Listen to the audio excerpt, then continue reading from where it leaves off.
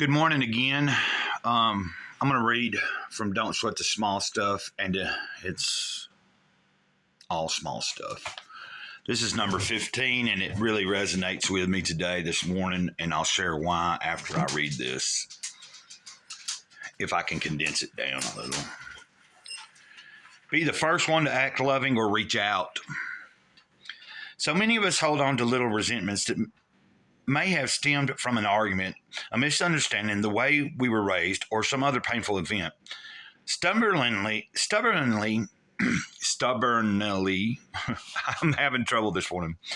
We wait for someone else to reach out to us, believing this is the only way we can forgive or rekindle a friendship or family relationship. Yeah, I know all too well. An acquaintance of mine whose health isn't very good recently told me that she hasn't spoke to her son in almost 3 years. Why not? I asked. She said that she and her son had a disagreement about his wife and that she wouldn't speak to him again unless he called first.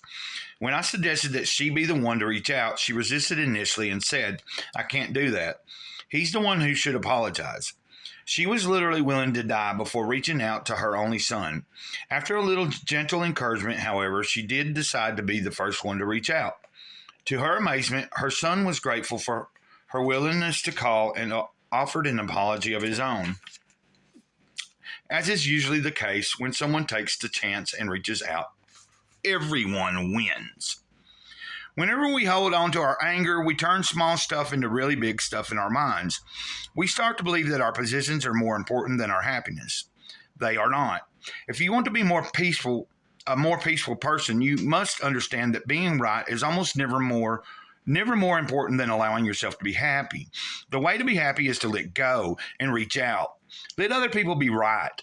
This doesn't mean that you're wrong. Everything will be fine. You'll experience the peace of letting go, as well as the joy of letting others be right. You'll also notice that as you reach out and let others be right, they will become less defensive and more loving towards you. They might even reach back. But if for some reason they don't, that's okay too. You'll have the inner satisfaction of knowing that you have done your part to create a more loving world, and certainly you'll be more peaceful yourself. Yeah, I mean, awesome. And also, I want to say that I'm going to a new person that I just followed on YouTube yesterday gave me a little advice. He was saying anyway, I'm really digging what his channel is. I'll talk about it later, but he gave me a pretty cool, like I'd forgotten. He said he'd have a hard time subscribing to my channel because I am not filming in the widescreen, like not turning my device on its side, I guess. And I don't know. And I understood because he also deals with a disability. I don't know what it is, but in his videos, he speaks really slowly and stuff. He's very smart. He's got a major in philosophy and stuff, and I really like the guy. And so this video, I'm turning to the side. This should come up as widescreen. And my point being is I used to do this. Like when I was filming on the tablet, most of the time I'd turn it to the side and I'd get a wider view. So I'm going to attempt to remember to be doing this with my phones. I don't know. Y'all tell me if that's, if it works better that way. I think it does, because I remember Teresa a while back on one of my videos. I think I recorded it, in the wide, and she was like, "Oh, cool. Now I can see the whole picture again, or the surroundings and stuff better." I don't know.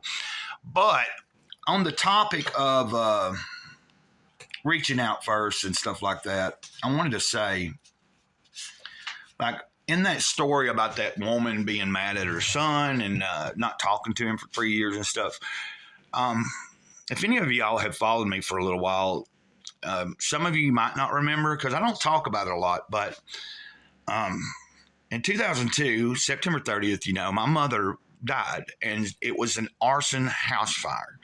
They believe that at least 3 people were involved. Now, I will state this once again.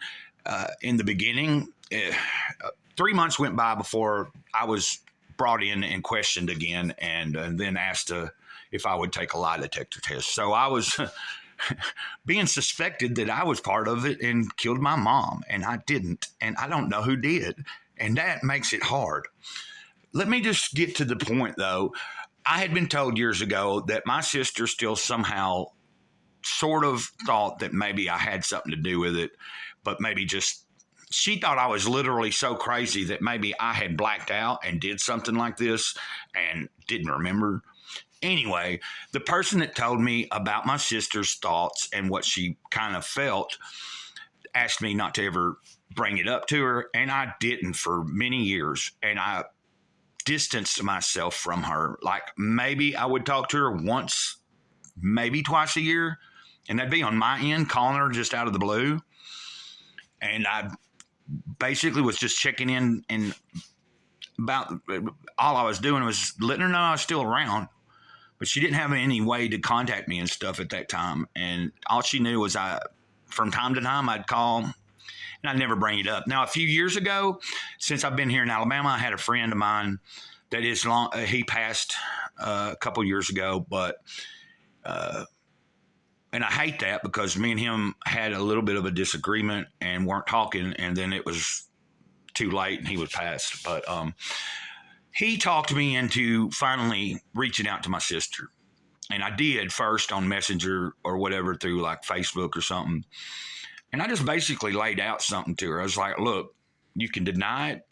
And if you don't want to admit to any of this, I won't ever talk to you again. And that's not really the way to be either. But I finally confronted the issue. And she didn't deny it, but she didn't fully embrace it either. She didn't just say, yeah, I did. There was a little bit of, and I think that's an awkward thing probably. I don't blame her. And what I want to say is I'm very glad that my buddy was able to talk me into this, to reach out to my sister and to communicate with her and to resolve things. And, you know, we're only human. It bothered me more about Mom's death than it did my sister, I believe. Because my mom was my best friend. But I want to say I'm very glad that I still talk to her. And ever since then, we communicate pretty regularly. She works a lot, and sometimes it's just one or two text messages a week, and sometimes a week goes by and we don't even get to talk. It might be a month before we actually get on the phone again and stuff, but she's working sometimes 7 days a week, 6 to 7 days a week, and then when she is off, she has a lot of stuff she has to do. She's a grandmother and has grown kids, and she takes care of some of the grandkids and on her days off. Plus, she has to do makeup for the day she was working so much, trying to catch up on some of the housework. And I totally understand. But I wanted to just say,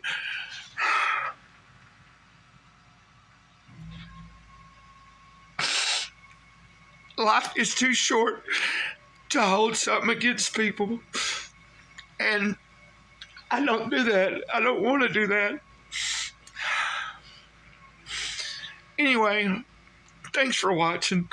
I love you guys. You know how I say it, ditto.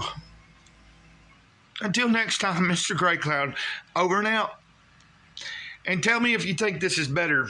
I'm going to try to remember to do it, and it'll be more widescreen. So when you turn your device, you won't have those big black things on the sides. But I'd like to hear y'all's feedback. If you've got any kind of story about somebody that you've held resentment towards or a grudge, and it took a long time to come around, because I've took the high road many a times where there was people I was mad at and I didn't want to ever talk to again, but I would accept them back in, and I would reach out maybe before they did. And sometimes it's about two people understanding that we just had some kind of misunderstanding or miscommunication. And I don't know. These tears are of joy. Just know that. Gray Cloud over and out. Ditto.